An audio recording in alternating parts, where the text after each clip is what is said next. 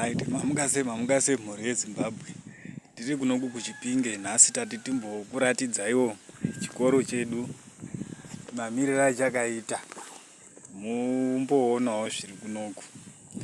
Saka totangira kuma toilets echikoro chedu. Ndo matoilets acho iwayo amuri kuona. Saka takutotyira vana kuti havadonherwi here mumatoilets aya. Saka regai tichiuya kumaclassroom kwacho muonewo mamiriro azvakaita kunoku. Saka ndo mamiriro azvakaita kuti veMinistry of Education veprimary nesecondary tokumbirawo rubatsiro. Ndo mamiriro akaita chikoro chedu ichi. Regai ndimboti dongorere mukati macho tione. Mukati munenge muri nani zvamo. But kunze kunokuku totokumbirisawo rubatsiro rwacho chairwo. Kunyanya pamatoilets apa. Pamatoilets ndo panotoda rubatsiro rwakanyanya. Pamatoilets ndo panoda rubatsiro rwakanyanya chairwo. Asi maschool fees tiri kubhadhara hatichazivi kuti mhetsi dzacho dziri kufira papi. Ndo zvamuri kuona ipo makilasi iwaya. Mamwe anotopinda mvura.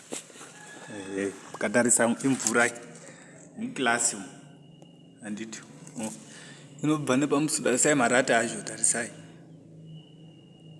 Saka tiri kukumbirawo kuti chikoro chedu chigadziriswe. Tarisai. Ndo mamiriro azvakaita. Imvura iri mukilasi iyoyi. Kana vana vachidzidza vanenge vachitonaiwa. Saka ndo zvamuri kuona zveZimbabwe izvi. Kusvika kumberi uko. Saka ndo nyaya yacho iripo. Kuti tokumbirawo mutibatsirewo pamakilasi edu aya. Saka hameno kuti muchazvifambisawo sei. Ndo nyaya yacho iripo. Sezvo ndo zvamuri kutoona izvozvo. Makilasi iwaya but ndofunga kuti pamwe marata manje arikuda kuchinjwa. Pamarata ipapa ndo arikuda kuchinjwa. Saka regai tichauya nekumberi kwacho ikoko tichikuratidzai kuti tokumbirawo rubatsiro.